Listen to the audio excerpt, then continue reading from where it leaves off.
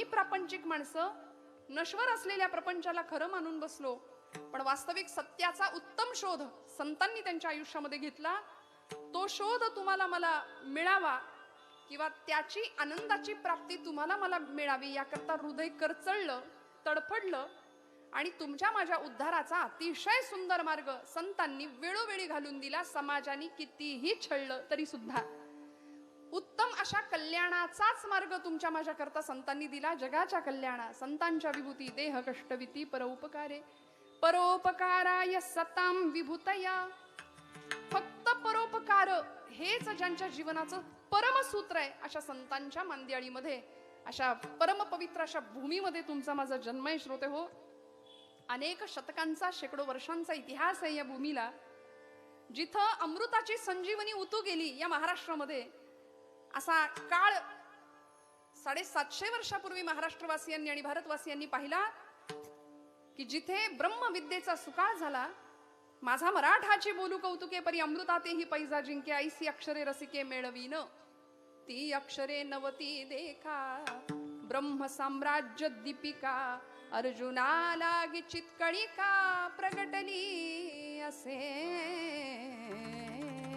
अर्जुनासाठी काय सुंदर गीतेचं अमृत भगवंतांनी कुरुक्षेत्राच्या भूमीवर पाजलं आणि तेच अमृत तुम्हाला मला जनसामान्यांना अत्यंत सोपं करून 9000 ओव्यांमध्ये ज्ञानोबराय आम्हाला पाजतात.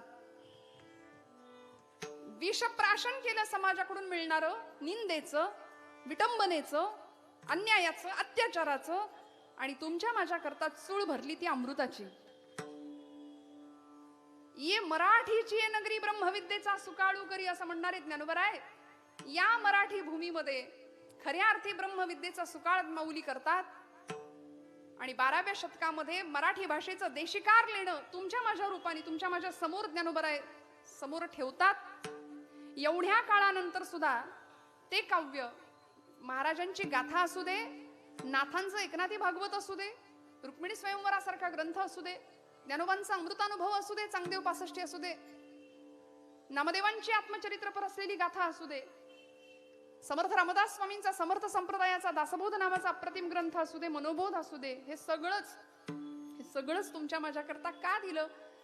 वेदांचा अर्थ कळला होता, गीतेचा अर्थ माऊलींना उत्तम कळला होता, कळला नव्हता असं नाही, पण तुमच्या माझ्या करता हा महायज्ञ वाङ्मय रूपी शब्दांचा यज्ञ मांडला आणि तुमच्या माझ्या जीवनाचा, उद्धाराचा, कल्याणाचा उत्तम मार्ग संतांनी आम्हाला घालून दिला. ज्ञानमूर्ती ज्ञानदेव, भक्तिमूर्ती तुकोबाराय, शांतीमूर्ती एकनाथ महाराज, नाममूर्ती नामदेव, या पुढच्या काळामध्ये निळोबाराय, समर्थ रामदास स्वामी, अलीकडच्या काळामध्ये तुमचे शिर्डीचे साईबाबा असतील, गजानन महाराज असतील, ब्रह्मचैतन्य गोंदवलेकर महाराज असतील. किती संतांची यादी सांगावी. देवते संत निमित्त त्या देवच संत रूपाने प्रत्येक जातीत जन्माला आले, प्रत्येक जातीत. आणि या संतांकरता देवानी तुका म्हणे त्याचा देव सर्व भार चालवी कामार होऊन या, म्हणून या संतांचं भक्तांचं दास्यत्व भगवन अखिल कोट ब्रह्मांड नायक निभावतो, दासानुदास होतो. भक्त कसाही असला किंवा कसाही जरी असला, है की नाही, कसाही असला किंवा कसाही जरी असला तरी भगवंत राबला तिथे. सजन कसा या विकू लागे, सगळं केलं ना. कबीराचे विणतो शेले कौसल्यचा राम. अनेक प्रकारे ज्यांची सेवा भगवंतांनी करावी अशा संत मांदियाळीमध्ये, अशा पवित्र भूमीमध्ये आपला जन्म झाला. आपण भाग्यवान आहे. धर्माची दिशा खरी काय असावी या प्रश्नाचं उत्तर महाभारतामध्ये यक्षप्रश्न नावाचं एक प्रकरण आहे. त्या प्रकरणामध्ये यक्षराजांनी ज्येष्ठ पांडव असलेल्या युधिष्ठिराला म्हणजे धर्मराजाला विचारलं होतं, धर्म म्हणजे काय, धर्माची दिशा काय असावी. वनवासात असलेले पांडव, आईला तहान लागली म्हणून सगळ्यात कनिष्ठ पांडव होता त्याला सांगितलं, कुणी, पांडवांची आई कुंती माता. कुंतीने सांगितलं, बाबा रे मला तहान लागली, माझ्यासाठी कुणीतरी पाणी घेऊन या. सगळ्यात कनिष्ठ पांडव होता सहदेव. आई म्हणाला, काळजी करू नको, मी आत्ता जातो आणि पाणी घेऊन येतो तुझ्यासाठी. म्हणून चरित्र का ऐकायची पांडवांची, म्हणून का चरित्र ऐकायची महापुरुषांची, संतांची. आत्ता जातो, उत्तम मुलगा, उत्तम पुत्र, उत्तम संतती यांची चरित्र आम्हाला ऐकावी लागतील वेळोवेळी. सहदेवानी जावं, कमंडलू त्या सरोवरामध्ये बुडवावा आणि त्याच्या कानावर एक वार्ता आली. खबरदार म्हणाले, या सरोवरातलं पाणी घेता येणार नाही, या सरोवरातलं पाणी तुला पिता येणार नाही, आजी माझ्या प्रश्नांची उत्तर दे. महाभारतामध्ये हा प्रसंग आहे. तेव्हा माझ्या प्रश्नांची आधी उत्तर दिलीस तर तुला या सरोवरातलं माझ्या तळ्यातलं पाणी पिऊ देईन. सहदेवाने ऐकलं नाही, पाणी तसंच घ्यायला लागला. तिथं मूर्छित होऊन कोसळला खाली, मरणप्राय अवस्थेमध्ये मूर्छित झाला. बराच वेळ झालेला दादा सहदेव काय येईना म्हणून नकुल गेला, त्याच्याही बाबतीत तेच घडलं. पुढे जाऊन भीम गेले, भीमांच्याही बाबतीत तेच घडलं. माझ्या प्रश्नांची उत्तर दे तर या तळ्यातलं पाणी पी, असा आवाज आला कानावर. ऐकलं नाही, आईला पाणी हवंय. पाणी घ्यायला गेला, तिथंच मूर्छित झाला. माझी भावंड परत काय येईना, अर्जुनाच्या बाबतीतही तेच घडलं. आणि बराच वेळ झालेली माझी भावंड परत काय येईनात म्हणून सगळ्यात ज्येष्ठ पांडव होता धर्मराज युधिष्ठिर, जो युद्धी स्थिर आहे त्याला युधिष्ठिर म्हटलंय. बरं, हा, आम्ही सुद्धा आयुष्यामध्ये युद्धी स्थिर असणं फार गरजेचं आहे. म्हणून राजसूय यज्ञाला सम्राटपदी युधिष्ठिरच बसतो, कुणी नाही बसत गादीवर. युधिष्ठिर, जो युद्धी स्थिर आहे तो युधिष्ठिर. अनेक जीवनाच्या संघर्षमय परिस्थितीमध्ये अत्यंत शांततेने प्रत्येक परिस्थितीला सामोरा जाणारा युधिष्ठिर होता. त्यांनी समोर पाहिलं, आपली ही चारही भावंड मृतप्राय अवस्थेमध्ये बसलेली आहेत, झालेली आहेत. त्यांनी हात जोडले. बघा, त्यांनी हात जोडले आणि आजूबाजूला उद्देशून सांगितलं, हे स्थानदेवतांनो, हे ग्रामदेवतांनो, हे जलदेवतांनो, जो कोणी तुम्ही असाल, कृपया माझी ही भावंड कुठलाही अपराध नसताना मृतप्राय इथं पडलेली आहेत, ज्याने कोणी हे काम केलंय तो माझ्या समोर येईल काय? याला म्हणायचं युधिष्ठिर. अत्यंत नम्रतेने तो माझ्या समोर येईल काय? आणि मग महाभारतात वर्णन आहे या यक्षप्रश्न नावाच्या प्रकरणामध्ये. तो यक्षराज प्रगट झाला, तो धर्मराजच होता खऱ्या अर्थी. त्या यक्षाने धर्मराजाला सांगितलं, मी अनेक प्रश्न तुला विचारणार आहे, माझ्या प्रश्नांची आधी उत्तर दे, मग या तळ्यातलं तुला पाणी पिऊन देईन आणि तुझ्या भावांना सुद्धा जिवंत करेन. तेव्हा धर्मराज सांगतात, हो, तुम्ही विचारलेल्या प्रश्नांची उत्तर देण्याचा मी प्रयत्न करतो. याला म्हणायचं उत्तम विद्यार्थी. नाही तर विचारा, मला सगळं येतं असं नाही. अत्यंत शांततेने सांगितलं, तुम्ही विचारा, मी प्रयत्न करतो. आणि मोठ्यात मोठ्या प्रश्नाचं उत्तर कमीत कमी शब्दात देतो, तो सगळ्यात हुशार असतो. बरं, फार बाष्कळ बडबड बरी नाही. त्यामुळे यक्षराजाने प्रश्न विचारला, धर्मा, जीवनाची दिशा काय असावी? प्रश्न होता, धर्माची जीवनाची दिशा काय असावी? आणि एका शब्दात धर्मराजाने उत्तर दिलं, संत. जीवनाची दिशा संत असावी. कारण संतांनी सांगून दिलेल्या मार्गावर जर आम्ही चाललो नाही ना, तर जीवनाचा अधःपतन आहे हे निश्चित आहे. आणि जर संतांनी घालून दिलेल्या मार्गावर आम्ही डोळे झाकून चाललो तर आमच्या योग्य त्या गंतव्यावर, योग्य त्या ध्येयापर्यंत आम्ही निश्चित पोहोचणार. कारण हा मार्ग दिव्य आहे, ही भूमी इतकी दिव्य आहे की काय काय घडलं इथं. येथे नसो निराशा थोड्या पराभवाने, पार्थास बोध केला येथेच माधवाने. हा देश स्तन्य प्याला गीताख्य अमृताचे, आचंद्र सूर्य नांदो स्वातंत्र्य भारताचे. हे राष्ट्र देवतांचे, हे राष्ट्र प्रेषितांचे, आचंद्र सूर्य नांदो स्वातंत्र्य भारताचे. कशी भूमी आहे? कर्तव्य दक्ष भूमी, सीता रघुत्तमाची.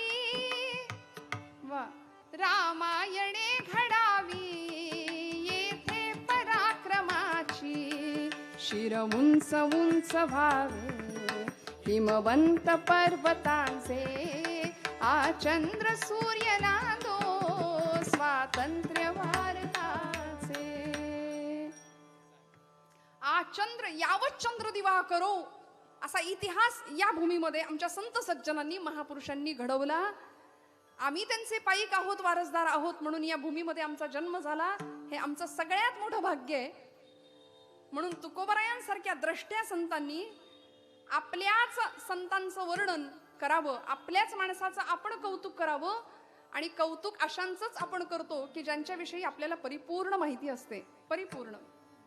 कारण जीवनामध्ये आलेलं नैराश्य, जीवनामध्ये आलेलं मराठीत सांगायचं तर फ्रस्ट्रेशन, खूप टेन्शन आहे सध्या सगळ्यांना. 1.5-2 वर्षाचं पोरग सुद्धा टेन्शन मध्ये आहे, आई की नाही? त्याच्या हातात मोबाईल नका देऊ, मग बघा सगळा आकांड तांडव करेल, घर डोक्यावर घेईल. सगळ्यांना टेन्शन आहे, आबाल वृद्ध. आपण इथे काय येतो धर्माच्या मंडपामध्ये? जीवनाचं उत्तम तत्वज्ञान मिळवण्याकरता, प्राप्त करण्याकरता, काहीतरी साधनाच्या माध्यमातून साध्य करण्याकरता. आणि असा भगवंत जर प्राप्त करायचा असेल या नरदेहाला येऊन, तर म्हणाले संतांचं थोडंसं ऐकावं लागेल आम्हाला, संतांच्यावर विश्वास ठेवावा लागेल. किती विश्वास? आम्ही प्रपंचावर फार विश्वास ठेवतो, फार. नश्वर असलेल्या प्रपंचासाठी इतकी धडपड करतो, म्हणाले धड पडेपर्यंत धडपडतो. सकाळी उठल्यापासून माणूस रात्रीपर्यंत इतका पळतो, इतका पळतो. आमचे जुने कीर्तनकार म्हणायचे धड पडेपर्यंत हा माणूस धडपडतो. आणि म्हणले ते धड सुद्धा धड पडतच नाही, शेवटी पडतच नाही. निव्वळ रडारड आयुष्याची वाट्याला येते. का? आम्ही उत्तम मार्ग नाही निवडत. संभ्रांत अवस्था, भ्रांतचित्त अवस्था, मी कोण याचं उत्तर नाही कळत शेवटपर्यंत. अमुक अमुक अमुक हे माझ्या देहाला दिलेलं नाव, पण आमचा परमार्थ नावासाठी नाही तर भगवंताच्या नामासाठी असावा, हे ज्याला कळलं त्याला परमार्थाचा अर्थ कळाला. संत म्हणतात परमार्थाचा अर्थ कळायला वेळ लागतो बर का. अर्थाचा परमार्थ आम्हाला लवकर कळतो की नाही? परमार्थाचा अर्थ कळायला वेळ लागतो. आणि मग ज्या सुखाच्या मागे आम्ही अखंड धावत राहतो ना, सुख प्राप्त व्हावं, सुख मिळावं. संत म्हणतात सुखाचा कुठलाही मार्ग नसतो. श्रोते हो, खरं सांगते, सुखाचा कुठलाही मार्ग नसतो. प्राप्त परिस्थितीमध्ये समाधानी वृत्तीने राहणं हाच सुखाचा एकमेव मार्ग आहे. विठ्ठल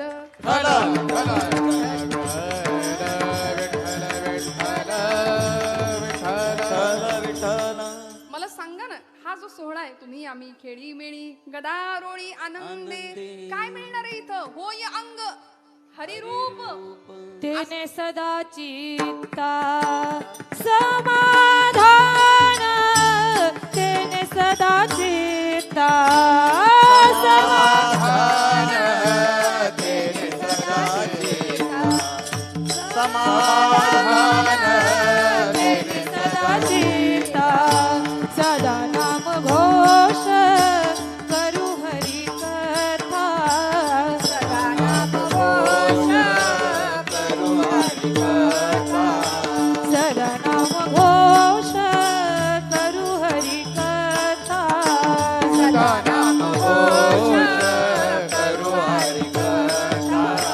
तेने सदा चित्ता समाधान, तेने सदा चित्ता समाधान, तेने सदा चित्ता समाधान, तेने सदा चित्ता. देणे सदा चित्ता समाधान. खरं सांगा, इथं आल्यानंतर समाधान मिळतं की नाही मिळत? बर, ते समाधान जे आता तुम्ही मिळतं म्हणाला, ते समाधान कायमस्वरूपी टिकतं का?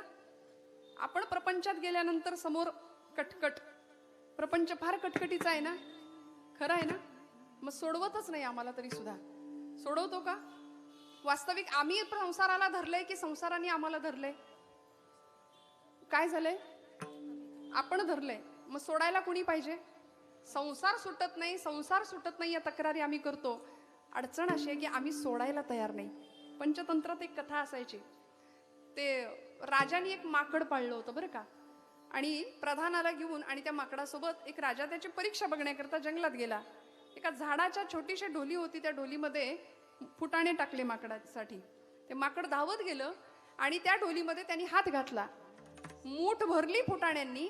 परिणाम असा झाला, जाताना हात सहज गेला, बाहेर येताना मुठीचा आकार वाढल्यामुळे हात बाहेर यायला तयार नाही. ही गोष्ट माकडाची आहे बरं का. हात बाहेर यायला तयार नाही. त्याचा परिणाम असा झाला, बरीच खटपट करतोय. गरज काय होती हो? मूठ सोडण्याची. सुटे ना. भरपूर खटपट करता करता हात बाहेर काढण्याचा प्रयत्न करतोय, पण हात बाहेर निघेना. गरज होती, मूठ सोडली, फुटाणे खाली पडले, हात आपोआप निघाला. राजाने एक युक्ती केली. प्रधानाला सांगितलं, एक पेढ्यांचं मोठं भरलेलं ताट त्या माकडाला दिसेल अशा अंतरावर ठेवलं. ते माकड बर का, ते माकड पेढ्यांकडे पण बघतंय, पण मूठ सोडायला तयार नाही. पेढ्यांकडे सुद्धा बघतंय आणि मूठ सोडायला तयार नाही. मूठ सोडली असती, पेढे मिळाले असते. आमचंही असंच होतं. का? कारण प्रपंचातल्या नश्वर आणि क्षुद्र सुखाकरता आम्ही अत्युच्च परमार्थाचं महाधन आणि परमोच्च सुख जे संतांना गवसलं ते मिळत असताना सुद्धा ते नाकारतोय. आमची पावलं इकडे वळायला सहजासहजी तयार होत नाहीत. कोई तन दुखी, कोई मन दुखी, कोई धन बिन रहत उदास. प्रत्येकाच्या दुःखाचं कारण आहे. येत आहे का कीर्तनाला? म्हणले नको, आज मूड नाही लागत. आज काय म्हणे, अंगच दुखतंय, पायच दुखतायत. कितीही ठरवा इकडे येणं. बघा तुम्ही, आपल्या नशिबात आणि भाग्यात ही सेवा नसेल ना तर आपण इथे येऊच शकत नाही. आपण इथं येणं हे तुमच्या माझ्या हातात नाही. ही त्या विधात्याने तुमची माझी घेतलेली नोंद आहे. त्यांनी आपलं केलेलं सिलेक्शन आहे. विठ्ठल विठ्ठल विठ्ठल विठ्ठल विठ्ठल विठ्ठल. आमच्या महाराज मंडळींनी इतकी सुंदर चाल गायली. परमेश्वरांनी त्यांचं केलेलं सिलेक्शन आहे, त्याच्या सेवेकरता. ही नादब्रह्माची सेवा, ही त्यांनी केलेली निवड आहे. आपण काही नाही. कथा के लिए जाने की हमारी औकात क्या है, डोंगरे शास्त्री जी म्हणायचे. कथा के लिए तो वो जाते हैं जिनको बाकी बिहारी बुलाते हैं. तिकडून बोलावणं यावं लागतं. पण आम्ही नश्वर प्रपंचामध्ये इतके गुंतलो की इकडे पावलं सहजासहजी वळत नाही. बघा, ऐन वेळी ठरवा, ऐन वेळी पाहुणे येतील, येणं कॅन्सल होईल. 7 दिवसांचा आपला सुंदर महोत्सव आहे. कितीतरी मंडळी येऊ येऊ येऊ म्हणून 7 दिवस संपले तरी इकडे पावलं वळत नाहीत. पाहुणे तरी येतील, नाही तर काहीतरी अडचण येईल. ती पाहुणे नाही, ते आपलं पाप असतं खरं तर. पाहुण्यांना नाही म्हणायचं तुम्ही आमचं पाप आहे म्हणून, पण काहीतरी अडचण येते आणि आमचं इकडे येणं राहून जातं. तुमच्या माझ्यावर जर प्रारब्ध कृपा असेल, प्रारब्ध बलवत्तर असेल, म्हणून तर जन्मोजन्मी आम्ही बहुपुण्य केले, तेव्हा या विठ्ठले कृपा केली. बहुत सुकृताची जोडी म्हणून विठ्ठली आवडी. सहस्र जन्मा ओळखी जे एक वेळ मुखासी यावं, या माऊली म्हणते. हजारो जन्मांची पुण्याई असावी, तेव्हा इकडं पावलं वळतील ना. मग ही संतांची पावलं, त्या पावलावरून आम्ही जर चाललो तर आमचं गंतव्य आणि आमचं ध्येय आम्ही निश्चित गाठू. बाकी सगळं बाजूला राहू द्या. सगळं व्यवहारातला सगळा मोठेपणा इथे बाजूला ठेवायचा. श्रोते हो, आपण व्यवहारात किती मोठे असू द्या, कितीही, इथे श्रद्धेचंच काम चालतं. इथं बुद्धीचं काम नाही चालत. मला माफ करा, बुद्धीनं किरसुणीचं काम करायचं, गालीच्या अंतरायचा, बसायचं श्रद्धेने. आणि मग श्रद्धावान लभते ज्ञानम तत्पर संयतेंद्रियः. माझे भगवद्गीतेमध्ये गोपाल कृष्ण सांगतात, श्रद्धावान माणसाला ज्ञानप्राप्ती होते आणि ज्ञानी माणसालाच मोक्ष प्राप्ती होते. मोक्ष असा फुकट कुठल्याही गावाला मिळत नाही, विकत मिळत नाही. मोक्ष कुठे मिळतो? येथ मनाचा मारून करिता, माऊली म्हणते, इंद्रिया दुःख न देता, येथे मोक्षासे आयता, श्रवणाची माझी येथे मोक्षासे आयता. आयता मोक्ष दिलाय, विकत आणावा लागतो. आपण पटकन म्हणतो मोक्ष मुक्तीच्या गप्पा आम्ही सहज मारतो, पण कीर्तनामध्ये आयता मोक्ष आपल्याला मिळतो हे ठाम. आणि हे सगळ्यासाठी मुखी नाम हाते मोक्ष, मुखी नाम हाती मोक्ष, मुखी नाम हाते मोक्ष, मुखी नाम हाती मोक्ष. ऐसे साक्ष बहुताचे, ऐसे साक्ष बहुताचे, ऐसी साक्ष बहुताची, ऐसी साक्ष बहुताची. मुखी नाम हाती मोक्ष,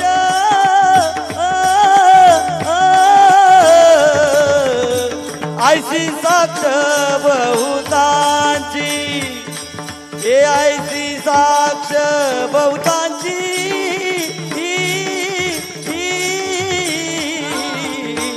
ऐसी साक्ष बहुतांची. मुखी नाम हाते मोक्ष,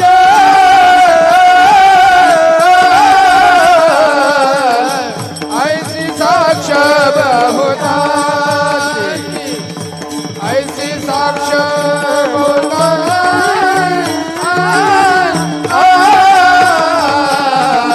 ऐसी साक्ष बहुत ऐसी साक्ष बहुत ऐसी साक्ष बहुत मुखात नाम असणं मोक्षप्राप्तीचा मार्ग खुला आहे. म्हणून खरं सांगू का, बरीच मंडळी कीर्तनात नाम घ्यायला तयार नसतात. कारण म्हणाले तोंड रिकामं नसतं. मी यापेक्षा स्पष्ट नाही बोलत हो. सुज्ञा साधिक सांगणे न लगे. खरं सांगू का, मला माफ करा, हात जोडून सांगते, कीर्तनामध्ये काहीही असलं तरी या मंडपामध्ये मुखामध्ये फक्त नाम पाहिजे, फक्त नाम पाहिजे.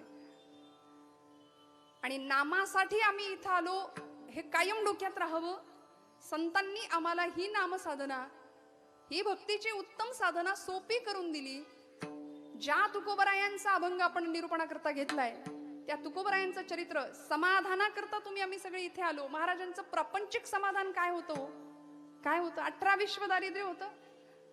नारा विठा महादा गोंदा भागीरथी भागू 4 वर्षांची प्रचंड, 4ही लेकरं 4 दिवस उपाशी असायची. आणि अवलामाई आमच्या जिजाई आई साहेब तुकोबरायांना सांगायच्या, धनी अहो तुम्ही रोज त्या पांडुरंगाचा पाय पकडण्यासाठी जातायसा, पण माझ्या संसाराची धुळदान झाली, त्याच्याकडे बाईस बघा की. आणि तुकोबराय हसायचे, म्हणायचे, अवले जिजे, अगं ज्यानं चोच दिली तो चारा देणारच आहे नव, कशा पायी काळजी करतेस? ती म्हणायची, हा मला समज ठावाय तो काळतोंड्या. तिच्याकडे मोठी डिक्शनरी होती. तिनं जे एकदा सुरू केलं ना, ते इथंही नाही सगळं घेता येत. आमच्या जनाबाई पण म्हणायच्या, अरे विट्या मुळ मायेच्या कारट्या, पुढचं इथं न सांगण्यासारखं आहे. इतकं सुंदर संतांनी भांडण करावं परमेश्वराशी, इतकं सुंदर भांडण करावं. तुकोबराय सांगतात, जिजे काळजी करू नको ग, अगं चिंता प्रपंचाची करू नको. चिंता करायचीच असेल ना, चिंतन कर, आणि चिंतन माझ्या पांडुरंगाचं कर. कारण ज्याच्या चिंतनानं जीवनातल्या सगळ्या चिंतांचं हरण होतं, तो चिंतामणी मला भेटलाय. आणि या संसाराचं काय ग, लटिका व्यवहार सर्व हा संसार वाया येर झार रे विण, वाया येर झार रे विण. लटिका व्यवहार सर्व हा संसार वाया येर झार हरी विण, वाया येर झार हरी विण.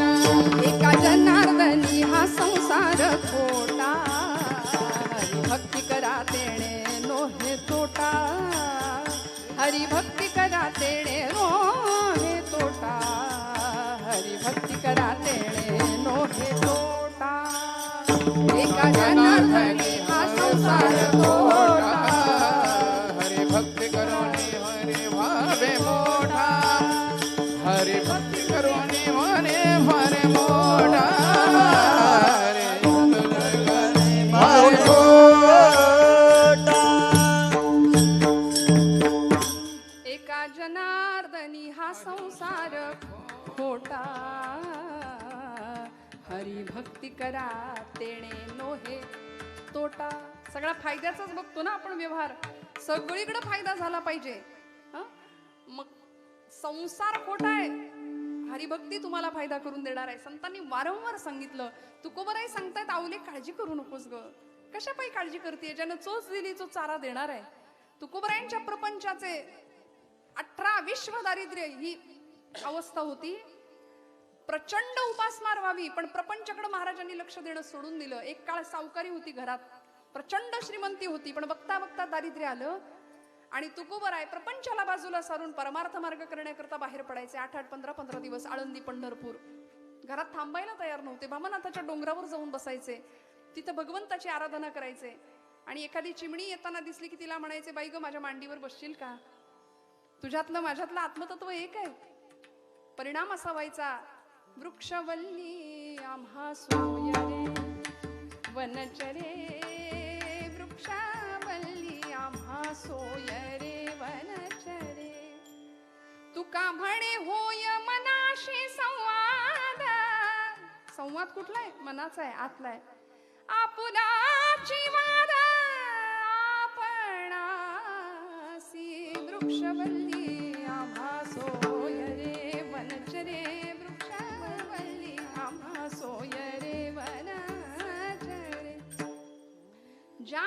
तुकोबरायांचं प्रपंचाकडे लक्ष नाही. आवलीच्या सांगण्यावरनं कधीतरी एखाद्या शेताची राखण करण्याचं काम तुकोबरायांना भेटावं. तुकोबराय एका ऊसाची राखण करण्याचं काम लागलं. इतका खुश झाला मालक तुकोबरायांवर, घरी जाताना एक ऊसाची मोळी दिली खांद्यावर महाराजांच्या. महाराजांच्या खांद्यावर ऊसाची मोळी आहे. महाराज पुढे चालतायत, रामकृष्ण हरी रामकृष्ण हरी रामकृष्ण हरी.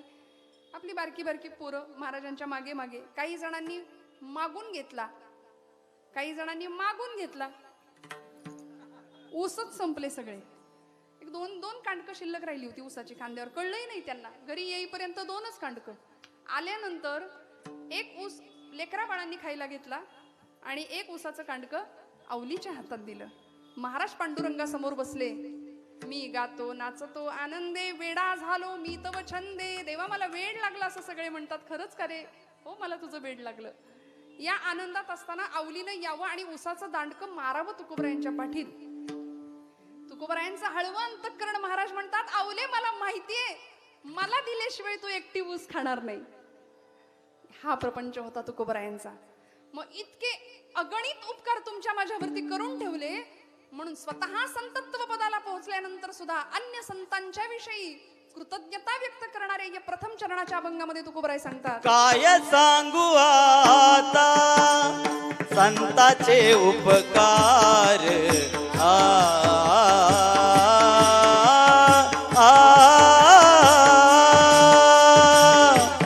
काय सांगू आता संताचे उपकार.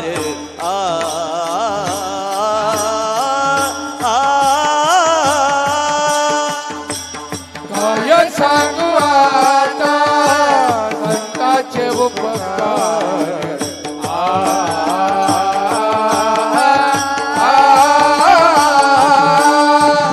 काय सांगू आता संताचे उपकार. काय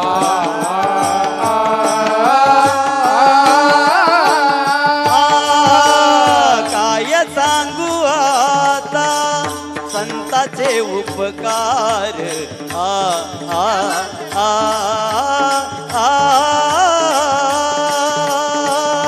काय सांगू आता संताचे उपकार.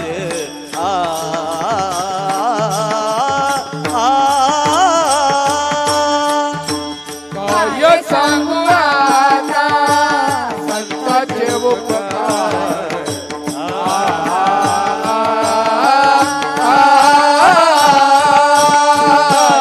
काय सांगू आता संताचे उपकार.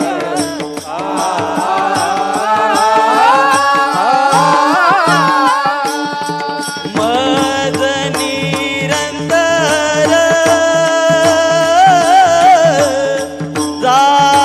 जागविती. मज निरंतर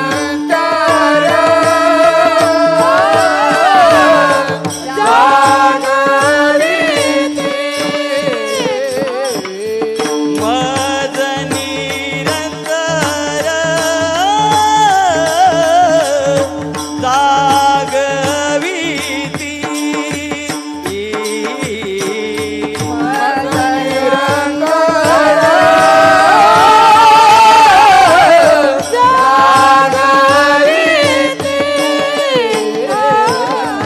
काय द्यावे त्यासी व्हावे उतराई.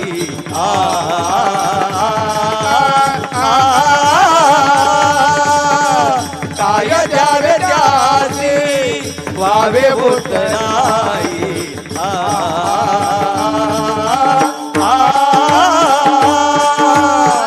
काय द्यावे त्यासी व्हावे उतराई.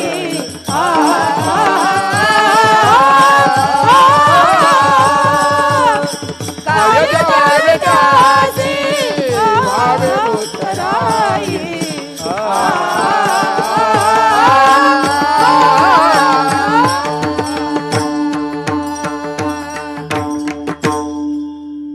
टाळ्या वाजवा. जो गोड चाल, अत्यंत गोड गायन केलं महाराजांनी. यांच्यासाठी तर टाळ्या आहेतच, पण सगळ्यात जास्त टाळ्या आमच्या या मावशींसाठी, दोघींसाठी, ताई आणि मावशी. नऊवारीतल्या आजी किती गोड, सगळे तुम्ही दोघी सुद्धा. या पट्टीत गाणं सोपं नाही आमचं, काळी दोनचा वरचा स्वर लावणं, पण तरी सुद्धा इतकं छान स्वर लावतायत. टाळ्या कमी पडल्या का, काही काटकसर करताय का? कीर्तनातली टाळी टाळायची नसते बरं का. आम्ही नारदीय कीर्तनामध्ये बऱ्याचदा मोरोपंतांच्या आर्या घेतो. त्या मोरोपंत पराडकर हे बारामतीचे होते बरं. त्यांनी फार सुंदर आर्या भारत लिहिलं. पंत साहित्यातले एक मोठे कवी होऊन गेले. त्यांनी आर्या वृत्त दिलं मराठी साहित्याला, खूप सुंदर लिहिलं. ते म्हणाले, टाळी मृदुरमणीसी, व्यवहारात टाळ्या किती असतात बघा. उच्च स्वरे कर टाळी, पोटाची एक टाळी, तदुपरी दुसरी लागली ध्यान टाळी. किती टाळ्या आहेत बघा. टिंगली साठी टाळी, कुणाची टिंगल झाली, चेष्टा झाली, आपण काय म्हणतो, दे टाळी. म्हणतो मित्रासी दे बघू टाळी. टाळा टाळी सटाळी, परधन कवळी ती नवे शुद्ध टाळी. भाकरी करिता टाळी. माता भगिनी जुने, आताच्या नाही का. अहो काय आनंद होता, काय आनंद होता. जुनी माणसं म्हणतात अशी सुंदर भाकरी चुलीवरची, तिलाच वरनं नुसतं तेल मीठ लावलं आणि लेकरा बाळांना संध्याकाळच्या भुकेला खायला दिलं की this was our pizza and burger. आता वेगळा पिझ्झा आणि बर्गरची गरज नाही का, त्यावेळी नव्हती. भाकरी करिता टाळी, पोटाची कटाळी. टाळा टाळी सटाळी, त्यासी काळ कवटाळी. आणि जी टाळी जन्म मरणाते टाळी, म्हणून कीर्तनी वाजवा शुद्ध टाळी.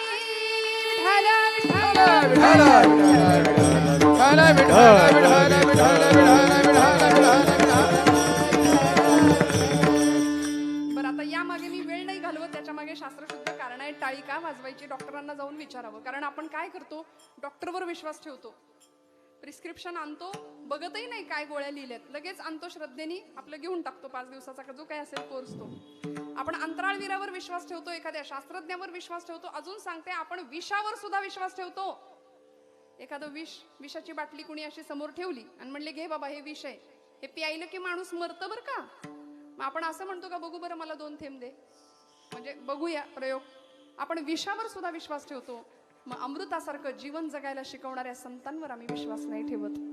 इथं आमचा अहमपणा, इथं आमचा संशय आडवा येतो आणि आमच्या जीवनाचं आम्ही नुकसान करून घेतो.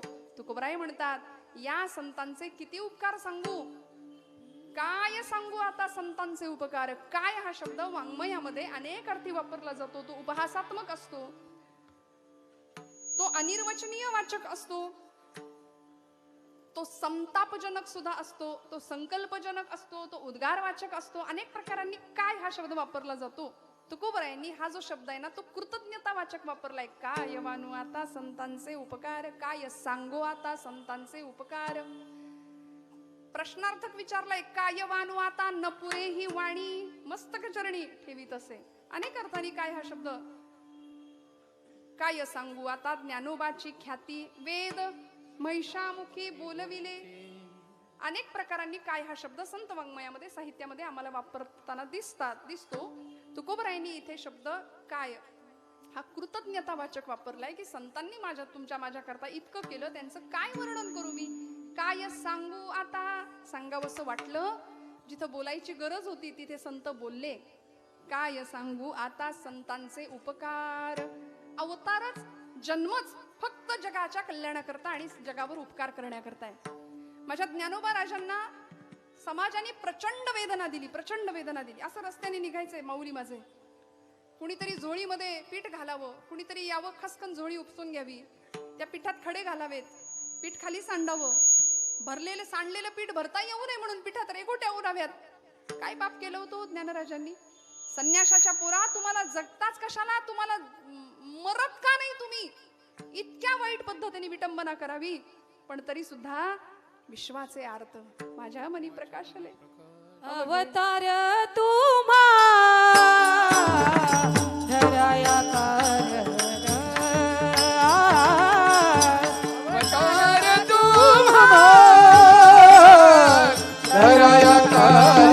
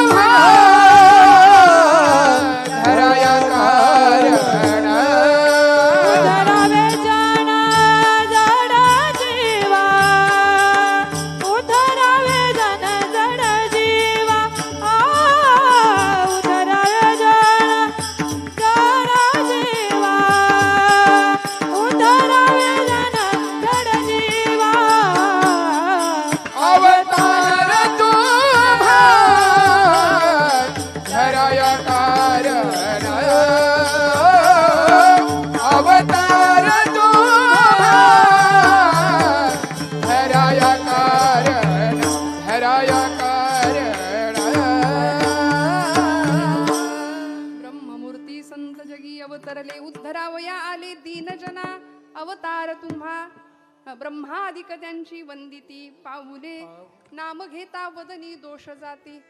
कशा करता अवतार घेतले? अवतीर्ण झाले, अवतरण झालं, संतांचं प्राकट्य झालं. कशा करता? फक्त जनजीवांचा उद्धार करण्याकरता. येथे उपकारासाठी येथे उपकारासाठी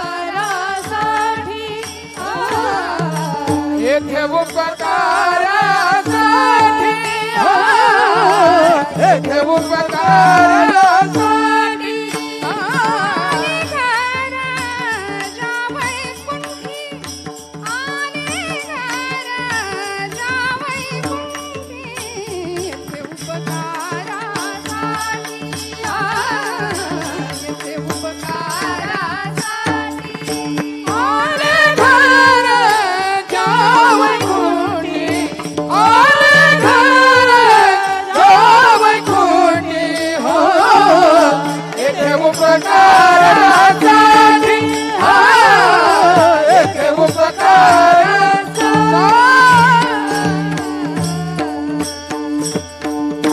समाजाने दिलेली निंदा, छळ सगळं हसत सहन केलं. अहो, माऊलींची ज्ञानेश्वरी बघा उघडून.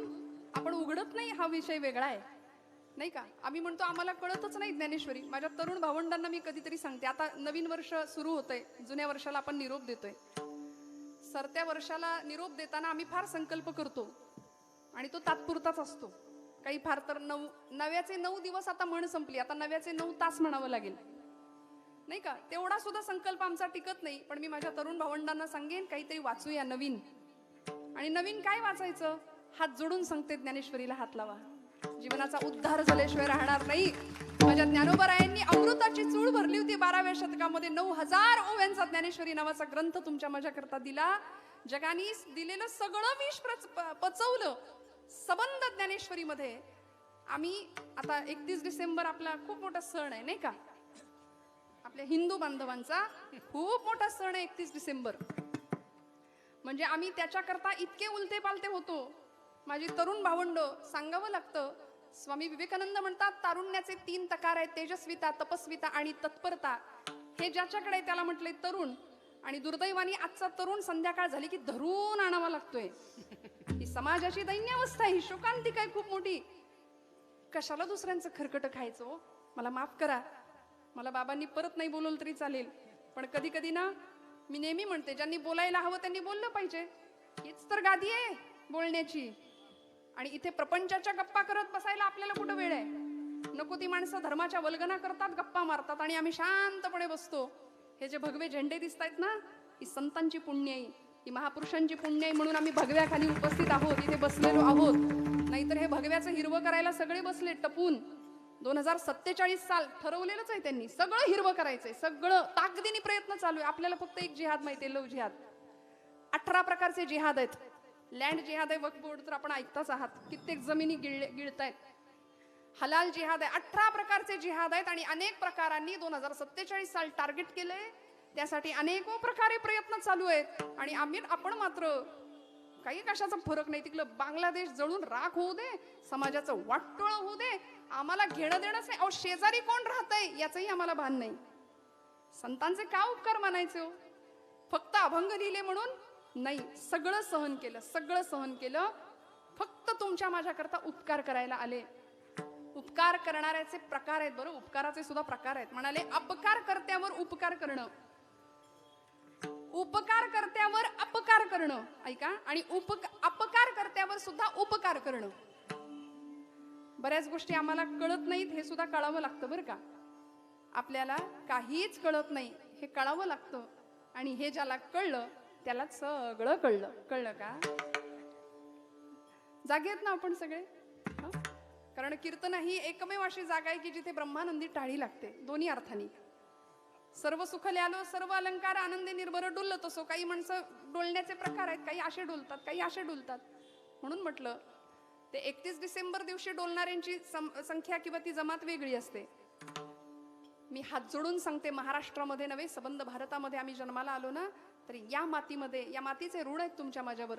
नको त्यांचं खरकट उचलण्यापेक्षा परकी माणसं आमची श्रीमंती घ्यायला लागली. ती इस्कॉन संप्रदाय भारतातला इतका मोठा संप्रदाय झाला, मोस्ट पॉप्युलर पर्सनॅलिटी म्हणून भगवान गोपाल कृष्णाकडे पाहतात आणि प्रचंड प्रेम करतात त्याच्यावर. त्यांना हरे राम हरे कृष्ण असं म्हणतं पण येत नाही, तरी सुद्धा नामसाधना करतात, नाचतात भगवंतांच्या. आणि आमची पोरं आजही डीजे समोर नाचतायत, त्याच्यातच धन्यता मानतायत. मी हात जोडून सांगते, 31 डिसेंबरची संध्याकाळ म्हणजे दीपक बाबांना जेवढे धन्य वाटतं टाळ्या वाजवा जोरदार त्यांच्याकरता. अर्थात ही जी रिकाम्या जागा दिसत आहेत या सुद्धा भरतील शेवटच्या दिवसापर्यंत, यात अजिबात शंका नाही. पण जितके धन्यवाद द्यावेत तितके कमी आहेत यासारख्या विभूती महत्वांना. कारण ही मंडळी समाजामध्ये काहीतरी देणं लागतं म्हणून एवढं काम करतायत. आणि 31 डिसेंबर अशा पद्धतीने भजन आणि कीर्तन साजरा करून जर होत असेल ना, तर यासारखं पुण्य नाही आमचं, यासारखं पुण्य नाही. भाग्यवान आहे आम्ही छत्रपतींच्या आणि तुकोबांच्या आणि ज्ञानोबांच्या महाराष्ट्रातले आहोत. हे सार्थ अभिमानाने सिद्ध करण्याकरता 31 डिसेंबर असाच साजरा झाला पाहिजे. हे तुमचं माझं प्रत्येकाचं, आम्ही संतांचे पाईक म्हणून आमचं काम आहे. उपकार केले, उपकार केले, अपकार कर्त्यावर सुद्धा उपकार केले. येथे उपकारासाठी वैकुंठातनं आले तुकोबराय म्हणले, आम्ही वास्तविक इथले नाहीच आहे, आम्ही वैकुंठीचे वासी आलो. याची कारण अशी, आम्हाला इथं येण्याची खरं तर काहीच गरज नव्हती. ज्ञानोबराय म्हणतात, मागील या जन्मा मुक्त झालो. हरिपाठामध्ये आम्ही मुक्त झालोय, पण आलो कशा करता? तुमच्या करता आलो. आणि किती उपकार करावे तो समाजावर, अनन्य उपकार करावे. केलेली सगळी निंदा, दिलेला सगळा छळ हसत हसत सहन करावा. तुका म्हणे तोची संत, तुका म्हणे तोची संत, सोशी जगाचे आघात, सोशी जगाचे आघात, सोशी जगाचे आघात. तुका म्हणे तोची संत, सोशी जगाचे आघात, सोशी जगाचे आघात, सोशी जगाचे आघात. तुका म्हणे तोची संत, सोची जगाचे आघात. तुका म्हणे तोची संत, सोची जगाचे आघात. तुका म्हणे तोची संत, सोशी जगाचे आघात, सोशी जगाचे आघात, सोशी जगाचे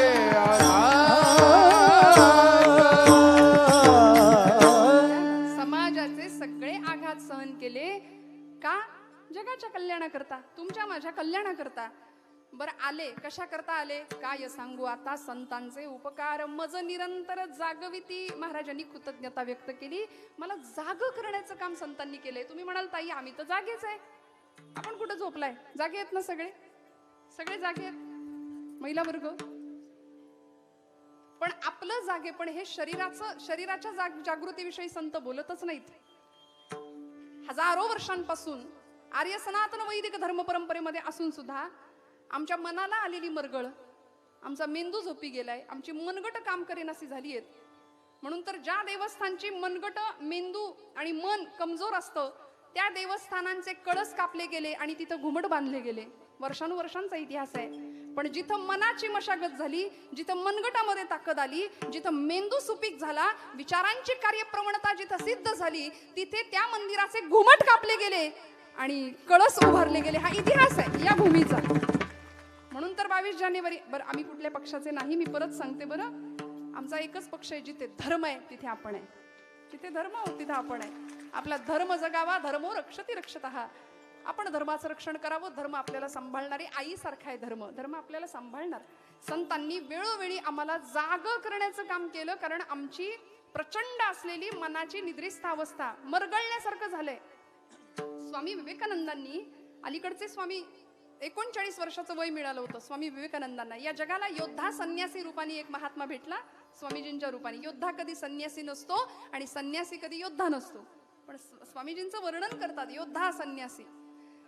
सगळ्या भारतीय समाजाला उद्देशून एक हाक मारली, म्हणाले मला निरोगी शरीराचे आणि निर्व्यसनी असलेले आणि पोलादी स्नायूंचे तरुण द्या, मी देश बदलवून टाकेन म्हणाले होते. हे स्वामीजींचं आव्हान होतं. कारण शरीर नावाच्या यंत्रामध्ये ते व्यसन टाकलं की ते यंत्र गंजायला त्या क्षणी सुरुवात होते. हे आपल्या इथल्या तरुणांना, इथल्या लेकरांना कळावं. ही अनेक महापुरुषांची तळमळ होती. प्रत्येक अगदी जुन्या काळापासून कायम ज्या माझ्या छत्रपतींना सुपारीच्या खंडाचंही व्यसन नव्हतं, त्या राजांची शिवजयंती मशाल घेऊन धावणाऱ्यांनी किती बाटल्या रिचवल्या याच्यावर दुर्दैवाने ठरतंय ते अंतर त्यांनी किती कापलं. इतक्या विलक्षण. बरं, गणपती उत्सवात गणपती समोर असतो, पडद्याच्या मागे पत्त्यांचे डाव रंगतात हे मी सांगायला नको, आपण सगळे साक्षीदार आहात या गोष्टींसाठी. ते सॅन्टा की फॅन्टा ते आपलं नाही बरं, आपलं नाही. ते कुणीतरी असतात, ते रात्रीचे येतात म्हणे आपल्या पोरांना गिफ्ट देतात. आमच्या इकडे रात्री कुणी येत नाही. आमच्याकडे उठा जागे भारे आता करा पंढरीनाथा, भावे चरणी ठेवा माता, दुःख विरथा जय माता. उठा जागे भारे आता, स्मरण करा पंढरीनाथा, भावे चरणी ठेवा माता,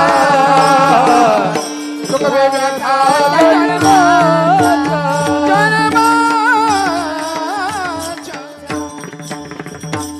जगजोगी जगजोगी जगजोगी जगजोगी जगजोगी जगजोगी जगजोगी जगजोगी जगजोगी जगजोगी जगजोगी जगजोगी जगजोगी जगजोगी जगजोगी जगजोगी. जाग जाग बोलते, जाग जाग बोलते, जगजोगी जगजोगी जगजोगी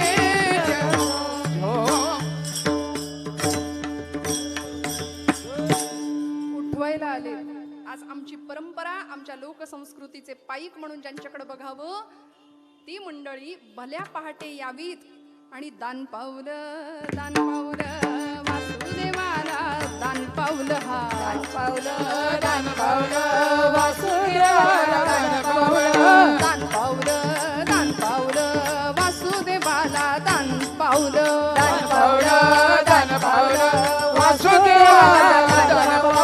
दौर डुग डुग वाजवी आला, ऐका दौर डुग डुग वाजवी आला, पिंगळा महाद्वारी बोल बोल तो देखा, पिंगळा महाद्वारी, पिंगळा महाद्वारी बोल बोल तो देखा, पिंगळा महाद्वारी, पिंगळा महाद्वारी बोल बोल तो देखा, पिंगळा महाद्वारी, पिंगळा महाद्वारी बोल बोल तो देखा, पिंगळा महाद्वारी. हे जरी नाही ऐका तरी दुसरं येईल, हे जरी नाही ऐका तरी दुसरा येईल, सरत शेवटी काळ बांधून नेईल, सरत शेवटी काळ बांधून नेईल. एका जनार्दनी आमचे काय बाजाईल, एका जनार्दनी आमचं काय बाजाईल. पिंगळा महाद्वारी बोली बोलतो देखा, पिंगळा महाद्वारी, पिंगळा महाद्वारी बोल बोल तो देखा, पिंगळा महाद्वारी, पिंगळा महाद्वारी बोली बोलतो देखा, पिंगळा महाद्वारी, पिंगळा महाद्वारी बोल बोल तो देखा, पिंगळा महाद्वारी.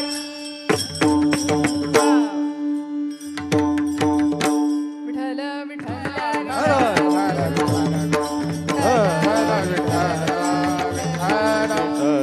हे आमच्या संस्कृतीचे सगळे पाईक आहेत. मी हात जोडून सांगते, आपल्या लेकरांना घाणेरडं काही शिकवायचं नाही, काही नाही. इतकी प्रचंड श्रीमंती तुमच्या माझ्या संस्कृतीत आहे. त्या मंडळींनी आम्हाला जागं केलं आणि काय केलं मग म्हणाले, त्यांच्याकरता ज्यांनी आम्हाला जागं केलं, मनाच्या निद्रिस्त अवस्थेतनं कायम स्वरूपी खाडकन उठवलं आणि त्यांनी आम्हाला खऱ्या अर्थे उत्तम प्रकारे आचार संहिता दिली, जगण्याची, वागण्याची, बोलण्याची. कसं होतं वागणं, कसं होतं बोलणं, अभंगाचं 3रं चरण.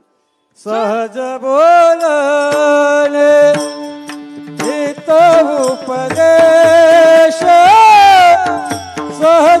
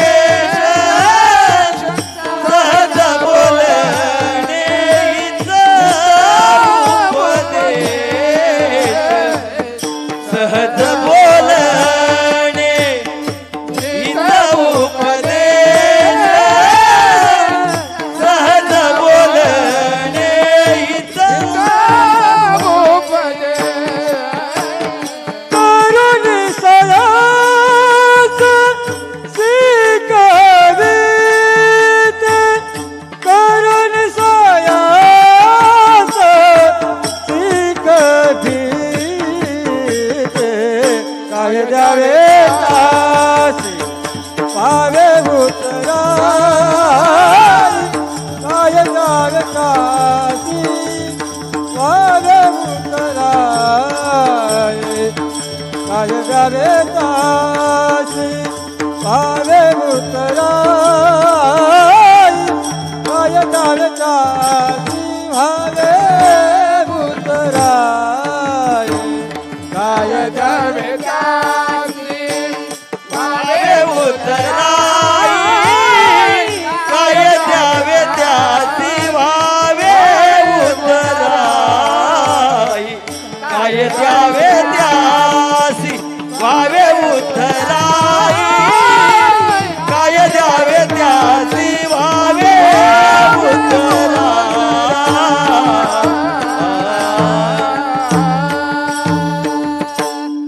सहज बोलणे हित उपदेश करुनी सायास शिकविती. अत्यंत कष्टमयी यातना सहन केल्या आणि तुम्हाला मला शिकवून शहाणं करण्याकरता प्रचंड प्रकारचे सायास केले. सहज बोलणे, किती बोलणं साधं होतं, सहज होतं. बघा, विद्वानांच्या बोलण्यामुळे संत समाज प्रभावित होतो, पण संतांच्या बोलण्यामुळे समाज प्रभुभावित होतो. विद्वान मेंदूची भाषा बोलतात, संत हृदयाची भाषा बोलतात. विद्वानाला अर्थ पाहून बोलावं लागतं, संत बोलतील त्याला अर्थ प्राप्त होतो, बोलतील त्याला अर्थ प्राप्त होतो. सहज बोलणे, म्हणून तर माऊली प्रतिज्ञा घेतात, मी बोलेन पण कधी या कारणे मी बोलेन. काय करेन? बोली अरूपाचे रूप दावीन, अतिंद्रिय परी भोगवीन इंद्रिया करवी. अतिंद्रिय असलेल्या परमेश्वराचा भोग मी या इंद्रियांना घडवून आणीन, ही क्रांतिकारक प्रतिज्ञा माऊली ज्ञानेश्वरीत करतात. बोलायचं कसं? साच आणि मवाळ मी तुले आणि रसाळ शब्द जैसे कल्लोळ अमृताचे. येईल का आम्हाला असं बोलायला? आमच्या गळ्यात माळ असते, पण माळेबरोबर पथ्य सांभाळायची असतात. हो, आम्ही याच्या अंगावर वास्कन ओरडतो, त्याच्या अंगावर जरा इकडे सरक पलीकडे सरक म्हणलेलं आम्हाला सहन नाही होत. अनेक प्रकारच्या विकारांनी भरलेलं आमचं हृदय. 25 वर्षापूर्वी अमक्यानी मला लेकाच्या लग्नात 250 रुपयाची हलकी साडी दिली. काय बघते म्हणली. आता 25 वर्ष तेच दुखणं लक्षात ठेवलं. किती विकारग्रस्त झालो आम्ही. ईर्ष्या, मत्सर, प्रचंड विकारांनी जीवन भरलं. त्याचा परिणाम असा झाला की आहे ते गोडच काही लागे ना. हो, काहीच गोड लागे ना, कशातच रस वाटे ना. आणि परमार्थासारखं सुख कशात नाही हे जेव्हा कळतं ना, तेव्हा संतांच्या प्रत्येक बोलाचं महत्व कळतं. काय सुंदर बोल होते. प्रेम सर्वांगाचे ठाई, प्रेम सर्वांगाचे ठाई, प्रेम सर्वांगाचे ठाई, प्रेम सर्वांगाचे ठाई, प्रेम सर्वांगाचे ठाई वाचे विठ्ठल रखुमाई. कसं बोलायचं? बोलू ऐसे बोले जेणे बोले विठ्ठल डोले. तुमच्या माझ्या हृदयातला परमात्मा आपल्या बोलण्यामुळे डोलला पाहिजे. जमेल का असं आमचं बोलणं? संध्याकाळी इकडून घरी यायला उशीर झाला, बरं का, मी आपलंच नाही सगळ्यांचं सांगते. उशीर झाला आणि अगदीच आता सगळं भांडी कुंडी आपण आवरून चकाचक केलं आणि आले. या गिळा खा, इथं केल्याची किंमत नाही, खाल्ल्याची किंमत नाही, गिळा एकदाची असं जर म्हटलं तर श्रीखंड बासुंदी वाडा उपयोग नाही, ते गोड लागणारच नाही. पण साधं जेवण असू दे, गरम करून. म्हणून गिरिजाबाईंचाच प्रपंच का बघायचा आपण? का बघायचा? हजारो माणसं रोज वाड्यावरनं जेवून जात आहेत, पंक्तीच्या पंक्ती उठतायत, पण परिणाम असा होता. संतांचं तत्वज्ञान, सहज बोलणे, हित उपदेश, अत्यंत सहज, कुठेही आक्रस्ताळेपणा नाही, कुठेही क्रोध नाही, कुठेही मत्सर नाही. गर्वन्नोद्वहते न निंदती परान, नो भाषते निष्ठुरम, उक्तंकेन चिदः प्रियंच सहते, क्रोधंच नालंबते. राग नाही कधी, गर्व नाही कधी, विकार नाही कुठला चित्ताला शिवत. मग अशा संतांचं बोलणं, त्याचा परिणाम असा होतो की असे संत एक शककर्ता राजा महाराष्ट्राला देऊ करतात. एकीकडे छत्रपती शिवाजी महाराजांना घडवणारी राजमाता आऊसाहेब जिजाऊ मासाहेब होत्याच, पण त्यांना भक्तीची आणि शक्तीची शिक्षा देणारे 2 अवलिया संत या महाराष्ट्राच्या भूमीत जन्माला आले. वाद घालणाऱ्यांना घालत बसू देत, नक्की शिवाजी राजांचे गुरु कोण. पण एका बाजूला शक्तीच्या सामर्थ्याची आणि उपासनेचं सामर्थ्य आणि सामर्थ्याची उपासना शिकवणारे समर्थ सद्गुरू राष्ट्रगुरू समर्थ रामदास स्वामी, आणि दुसऱ्या बाजूला भक्तीची दीक्षा देणारे देहू निवासी आपले तुकोबराय, या दोघांनी सुद्धा छत्रपतींची इतकी सुंदर मनाची मेंदूची आणि मनगटाची मशागत केली.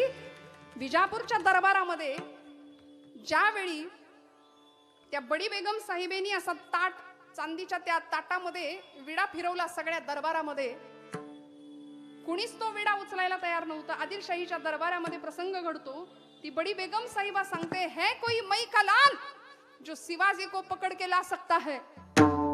उचला म्हणली विडा, कुणीच उचलायला तयार नाही हो, कारण माहिती होतं शिवाजी जैसा खूंखार दुश्मन नहीं और शिवाजी जैसा दिलदार दोस्त नहीं. माहिती होतं राजांचा पराक्रम. छत्रपती शिवाजी नाव उच्चारलं तरी मुडद्यात प्राण यावा एवढी ताकद या नावामध्ये होती माझ्या राजांच्या. परिणाम या दरबारामध्ये ज्यावेळी हा विडा फिरला ना, इच्छा नसताना सुद्धा बडी बेगम साहिबा एक खोचे लागेल असं वाक्य बोलून गेली की क्या इस दरबार में कोई भी मर्द नहीं है. एवढं वाक्य बोलल्याबरोबर ते वाक्य लागलं आणि तो उठला. त्याच्या जाजमाच्या हालचालीवरच कळलं नेमकं कोण उठलंय. अफजल खान नावाचा प्रचंड क्रूरकर्मा सैतान होता. मूर्तिभंजक असं त्याचं नाव होतं. बच्चिकंज म्हणायचे त्याला. मूर्ती फोडायचा तो. हिंदूंच्या बाया बापड्यांवर अमानुष अत्याचार करायचा. समर्थ म्हणतात, कित्येक ब्राह्मणी गुजरणी भ्रष्ट बिल्या, किती एक देशांतरा त्या विकिल्या, किती एक हाल होवोनी मेल्या. इतका भयानक अमानुष छळ करणारा तो क्रूरकर्मा उठला आणि विडा उचलला. पैजेचा विडा उचलून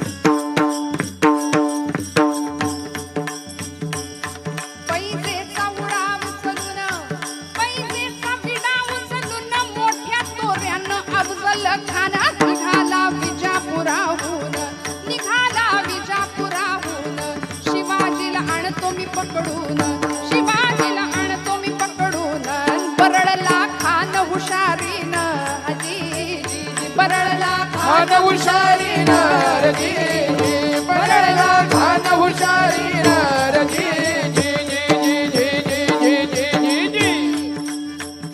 अरे शिवाजी तो पहाड़ का चूहा है म्हणाला. बारीक.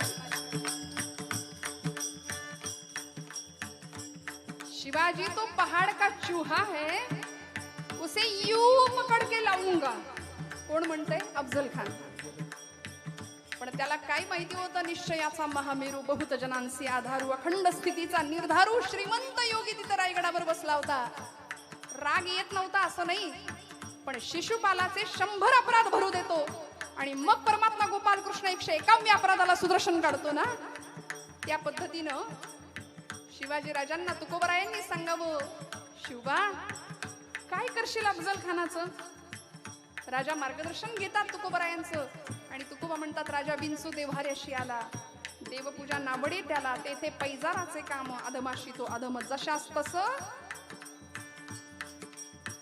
आपल्याला वागता आलं पाहिजे. उद्धटासी उद्धट, खटनाटासी खटनट, अगत्य करी समर्थ म्हणतात. आणि छत्रपती शिवराय वाट पाहतात हा आपल्या स्वराज्यामध्ये यावा.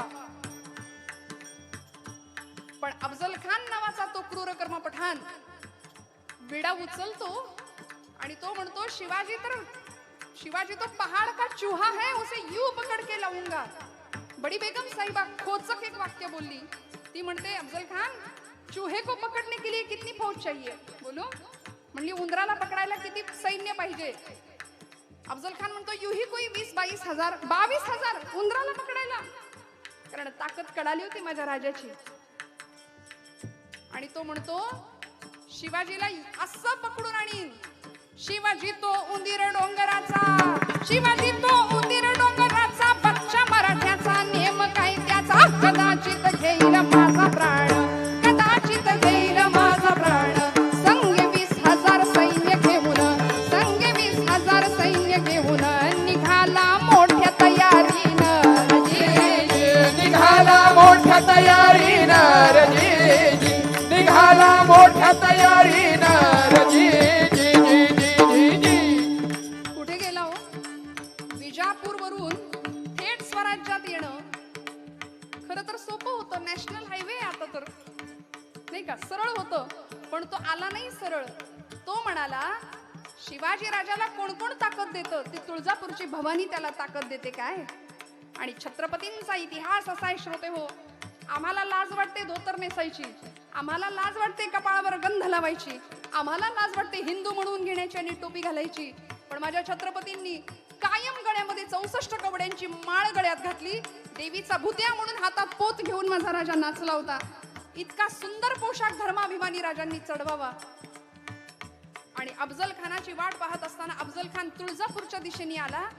तुळजापूरच्या भवानी मातेच्या प्रांगणामध्ये आपला हत्ती आणला. आपलीच माणसं होती त्याच्या सैन्यात. आपल्या माणसांना सांगितलं आणा ती देवीची गंडकी शिळेची मूर्ती उपटून. बघा, ज्या देवस्थानच्या माणसांची मनगट मजबूत नसतात तिथे असं घडतं. फितुरीचा रोग फार राष्ट्रघातकी, बारीक वाचा, वैभवास लोळविते साथ फाटकी, हजारोंच्या नेकीवर एकाची हरामी पाणी फिरवते. हा या देशाचा इतिहास आहे. अनेकांनी फितुरी करून राष्ट्राचा इतिहास मलिन केला. अफजल खानाने सांगावं आणा ती देवी, आणि आपल्याच लोकांनी गंडकी शिळेची देवीची मूर्ती उपटून आणली. घण घातला जगदंबेवरती. त्या जगदंबेकडे पाहिलं, लळ लळ लळ करणारी तिची ती जिव्हा पाहिली, तिचं ते तेजस्वी रूप पाहिलं. आणि अफजल खान म्हणतो हिंदू की देवता इतनी तेज है तो हिंदू क्यों भेड़ बकरी जैसा जी रहे हैं. आणि कुणाला काही कळायच्या आत खाडकन मूर्ती खाली टाकली. ठिकऱ्या झाल्या मूर्तीच्या. जाती घेऊन माणसं बोलवली. मूर्तीचे तुकडे भरडले, रांगोळी केली आणि तुळजापूरच्या प्रांगणामध्ये पसरवली. थाय थाय थाय थाय आपला हत्ती अफजल खान त्या मातीवर नाचवतो आणि म्हणतो मैंने परमात्मा की मिट्टी बनाई है कोई मई का लाल जो मिट्टी से परमात्मा को फिर से पैदा कर सके. तुळजापूरला धडक मारली.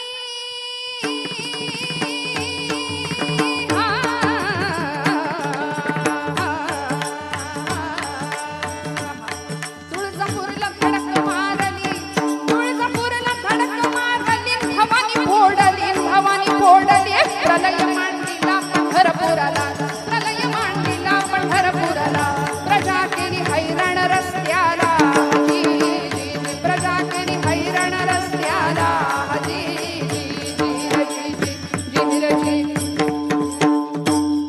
तुळजापूरच्या आई जगदंबेवर घण घातला. पंढरपूरच्या पांडुरंगाकडे मोर्चा वळवला. पण आमच्या निष्ठावंत भक्तांनी पांडुरंगाची मूर्ती लपवून ठेवल्यामुळे पांडुरंगाला काही नाही धक्का पोहोचला. पण हा अफजल खान प्रतापगडाच्या पायथ्याशी येतो आणि राजा छत्रपती शिवाजी महाराज अफजल खानासारख्या क्रूर कर्मा त्या पठाणाचा, आमच्या जगदंबेच्या अपमानाचा हिस्सा बदला, थोरल्या बंधूंच्या अपमानाचा बदला घेण्याकरता त्याचा वाघनाच्या नखांच्या साह्याने कोथळा बाहेर काढतात आणि स्वराज्याचं निशाण रोवतात. एक वेगळा इतिहास तुमच्या माझ्या समोर राजा ठेवून जातात. हे भाग्य आहे आपल्या सगळ्यांचं श्रोते हो. याचा परिणाम काय, हे कशामुळे साध्य झालं आणि सिद्ध झालं. छत्रपती शिवाजी महाराजांना प्रेरणा देणारी आई राजमाता तर होत्याच, पण त्याचबरोबर आमच्या तुकोबांनी आणि आमच्या समर्थांनी उत्तम मार्गदर्शन माझ्या राजांना करावं. कुणाच्या पायाशी बसावं हेही आमच्या लेकरांना कळावं. उत्तम पांडवांच्या कथा, उत्तम महापुरुषांच्या कथा जर आमच्या लेकरांनी ऐकल्या ना तर आमचं जीवन परिवर्तन झाल्याशिवाय राहणार नाही. परवा मी एका मुलाला म्हटलं तू वाचतोस का रे, काही चांगलं वाचतोस का. तो म्हणला नाही वाचत ताई, माझं ट्विटरवर अकाउंट आहे, माझं फेसबुकवर अकाउंट आहे, मी व्हॉट्सअप चॅटिंग करतो आणि मला वेळच नाही मिळत. म्हटलं तू वाचत नाही. म्हणला नाही. म्हटलं आता तू वाचत नाही. अहो लेकरांना एक श्लोक धडी येत नाही. का नाही वाटत आपल्या लेकरांना भगवद्गीता आली पाहिजे, का नाही वाटत. मी हात जोडून सांगते माता माऊल्यांना की बसूया संध्याकाळी लेकरांना घेऊन, म्हणजे आपण बसूया आधी, मग लेकरं आपोआप बसतील नाही का. आपण त्यांना काही नकोय, त्यांना डामडौल नको, शानशौक नको, काही गोष्टी नाही दिल्या तरी चालतील, पण आपला बहुमूल्य वेळ लेकरांना देऊया. प्रचंड मोठी काळाची गरज आहे, नाही तर असा समाज निर्माण होईल पुढचा की भयानक. एक काळ होता जुना, तो निघून गेला बरं का, मागे निघून गेला. अख्खी जुनी पिढी संपती आपल्या समोरून आज. एक काळ होता श्रीमंत माणसं मनाने श्रीमंत होती, मनाने, पैशांची गरिबी असू दे पण मनाची श्रीमंती होती. संत वाङ्मयाचा परिसस्पर्श जीवनाला होता. थोडा थोडासा ज्ञानेश्वरीचा स्पर्श तुमच्या माझ्या लेकरांच्या आयुष्याला लहानपणापासून होऊ द्या. भगवद्गीतेचा स्पर्श थोडासा होऊ द्या. नाही परिसाचा स्पर्श झाल्यानंतर लोखंडाचं सोनं होतं ना, तसं तुमच्या माझ्या लेकरांच्या आयुष्याचं सोनं झाल्याशिवाय राहणार नाही. माऊली म्हणतात, येथ वडील जे जे करीती तया नाम धर्म ठेविती. तुकोबराय म्हणतात की अशा संतांच्या पायावर डोकं ठेवलं ना, जीव जरी ओतला तरी तो थोडा आहे. ठेवितो काय द्यावे ते काय द्यावे त्यासी भागवतराये. काय द्यावे त्यासी भागवतराये.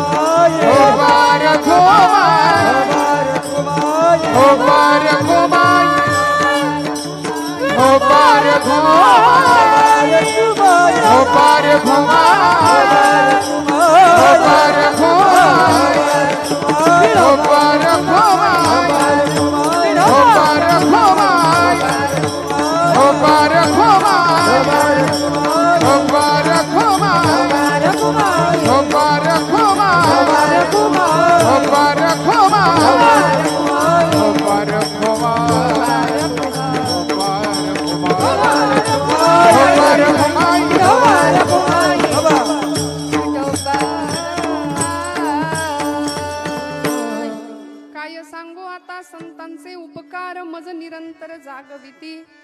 काय द्यावे त्यासी भावे उतराई. ठेविता हा पायी जीव थोडा. सहज बोलणे हित उपदेश करुणी सायास शिकविती. काय द्यावे त्यासी भावे उतराई. ठेविता हा पायी जीव थोडा.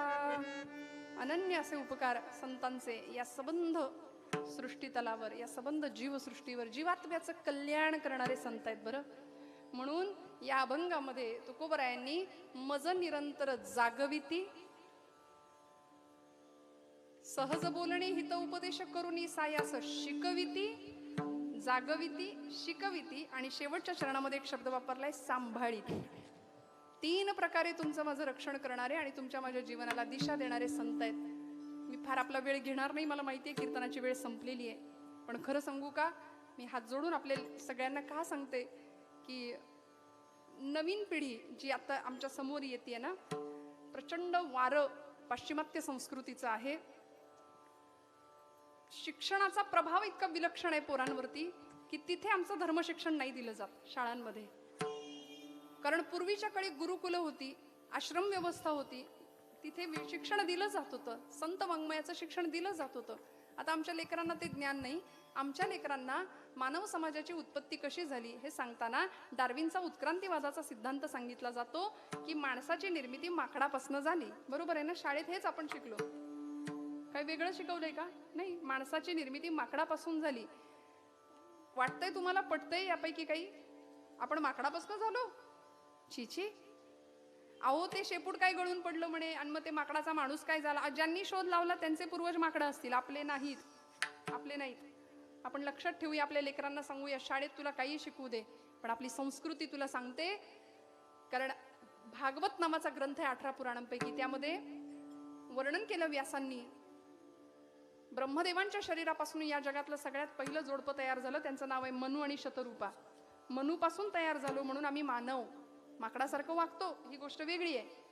माणूस असून सुद्धा दानवासारखा व्यवहार करतो आजूबाजूला ही गोष्ट वेगळी आहे. पण मनूचे म्हणून आम्ही मानव. इथे चंद्रवंश आणि सूर्यवंशाची निर्मिती झाली. भागवतामध्ये सगळी वंशावळ आहे रामांची आणि कृष्णांची. कधीतरी वाचूया. चंद्रवंश आणि सूर्यवंश. या चंद्रवंशामध्ये भगवान प्रभू गोपालकृष्णांचा जन्म आहे. सूर्यवंशामध्ये प्रभू रामांचा जन्म आहे. रघुकुलरीत सदा चली आई प्राण जाय प्रवचन न जाय. या चंद्रवंशामध्ये जन्माला आलेले प्रभू गोपालकृष्ण. त्या चंद्रवंशाचा पुढे झाला यदुवंश.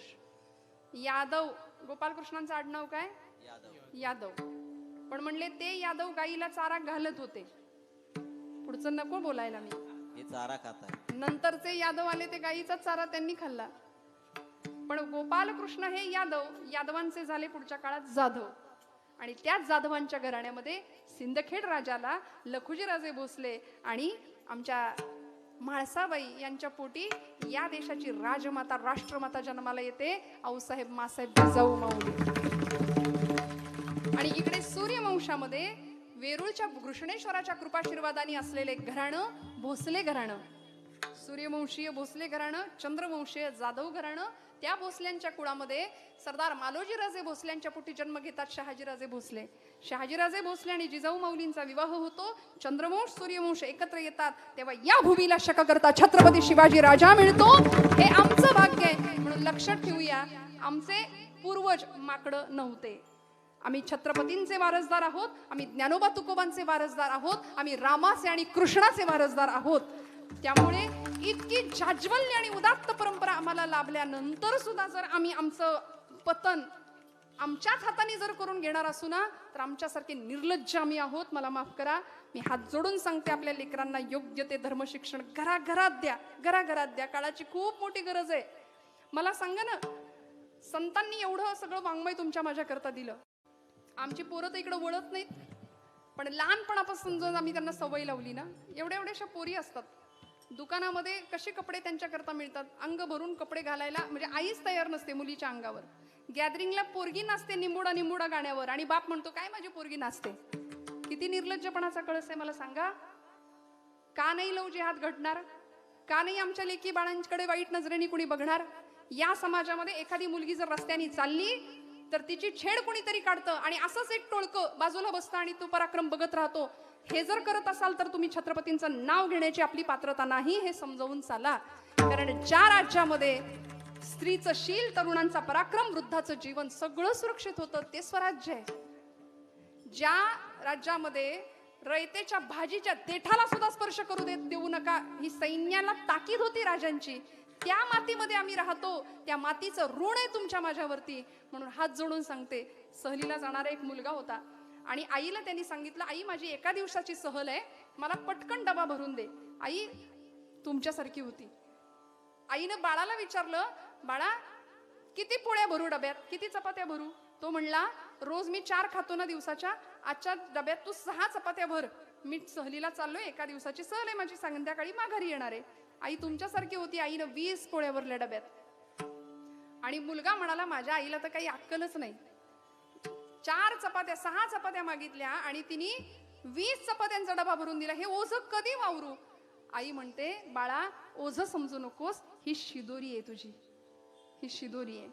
संस्कारांची शिदोरी देणं खूप गरजेचं आहे पुढच्या पिढीला. ही तुझी शिदोरी आहे, ही शिदोरी सांभाळ, देण्यातला आनंद घे माझ्या राजा. आता आम्ही मेलेल्याच्या मड्यावरचं सुद्धा त्या टाळूवरचं सुद्धा लोणी ओरबाडून आणि हिसकावून घेण्याची वृत्ती आजूबाजूला पाहतो. आणि त्याच पद्धतीनं बाबांसारखी, दीपक बाबांसारखी अनेक माणसं, म्हणजे इथे आली आहे म्हणून हे तोंड देखलं कौतुक नाही, पण अशी अनेक मंडळी आहेत की समाजाचं काहीतरी ऋण आहे, समाजाला काहीतरी देणं लागतो, अशी ही एक समाजाची आपण बाजू पाहतो. या समाजामध्ये देण्यातला आनंद घेऊया. दाता भवती वानवा म्हटले, देण्यातला आनंद घेऊया. त्या बाळाला आई सांगते, तुला पोट भरल्यानंतर दुसऱ्याला दे, वाट, दुसऱ्याला वाट. त्याची सहल सुरू झाली. सकाळी तो ट्रेकिंगला सुरुवात झाली. भूक लागली म्हणून शिक्षकांनी एका झाडाखाली सगळ्या मुलांना बसवलं. सगळी मुलं बसली. पहिल्याच दणक्यात ह्यांनी 6 चपात्या हाणल्या. मग म्हटलं माझी आई किती ग्रेट आहे, मी तर 6च पोळ्या मागत होतो, हिने मला 20 पोळ्यांचा डबा भरून दिला, आता मला दिवसभर ही शिदोरी पुरणार. श्रोते हो, आमच्या संतांना आम्ही माऊलीचा दर्जा दिला ना. माऊली आम्हाला संत सांगतात की ही शिदोरी आहे. घ्या ना 5व्या वर्षी हरिपाठ हातात, द्या ना 8व्या वर्षी भगवद्गीता हातात, अजून थोडे मोठे होऊ देत, 10व्या वर्षी द्या गाथेला स्पर्श करायला, द्या ज्ञानेश्वरीला स्पर्श करायला, करू दे नाही कळू दे, पण हातात तर घ्या. आणि असं करता करता करता ही शिदोरी आयुष्यभर आपल्या सोबत राहील. वाङ्मयाची, संत साहित्याची, संत विचारांची, संतांच्या समृद्धीची. आणि मग अजिबात वाईट वाटून घेऊ नका, एक वाक्य सांगेन मी आपल्याला. वयाची 60 ओलांडल्यानंतर ही सहलच आहे ना आमच्या आयुष्याची. त्या मुलाला जसा तो डबा शेवटपर्यंत पुरला, तसा तुमच्या माझ्या आयुष्याला हा संत वाङ्मयाचा डबा, ही शिदोरी कायम पुरेल. आणि बदललं काहीतरी, शेवटच्या क्षणाला, बरं का, शेवटच्या क्षणाला वयाची 60 ओलांडल्यानंतर जगाने दिलेलं नाकारले पण जेव्हा तुमच्या माझ्या वाट्याला येतं ना, तुम्ही नसलात तरी चालेल. हा प्रत्येकाचा अनुभव आहे. रक्ताचं पाणी, हाडाची काडं, जीवाचं रान करावं आपल्या लेकरा बाळांसाठी. आम्ही तर म्हणतो ते फ्लॅट भरून भरून, काय हप्ते भरून माणूस फ्लॅट होतो म्हणून त्याला फ्लॅट म्हणतात की काय. प्रचंड जमवतो आम्ही, हे माझं ते माझं करता करता, आणि सगळं इथं ठेवून जायचं हे ज्यावेळी जाणीव होते. आपलीच लेकरं म्हणतात तुम्ही नसलात तरी आम्हाला फरक पडत नाही. जगाने दिलेलं नाकारले पण वाट्याला येतं, तेव्हा तुमच्या माझ्या कामी काय येते, तर ही शिदोरी येते. शेवटच्या क्षणी हरिपाठ कामाला येतो, शेवटच्या क्षणी माऊलींची ज्ञानेश्वरी कामाला येते. अशी शिदोरी संतांनी तुम्हाला मला दिली आहे. बस एखादी गाय आपल्या वासराला ज्या पद्धतीने सांभाळते ना, त्या पद्धतीने संतांनी आम्हाला सांभाळले, यावर पूर्ण विश्वास ठेवूया. तुका म्हणे वत्स धेणु वेचाची, तुका म्हणे वत्स धेणु वेचाची, तुका म्हणे वत्स धेणु वेचाची, तुका म्हणे वत्स धेणु वेचाची. कैसे माझ येते सांभाळीत देश माझ येते, कैसे माझ येते, कैसे माझ येते सांभाळीत, काय द्यावे त्याचे हवे मोतरा.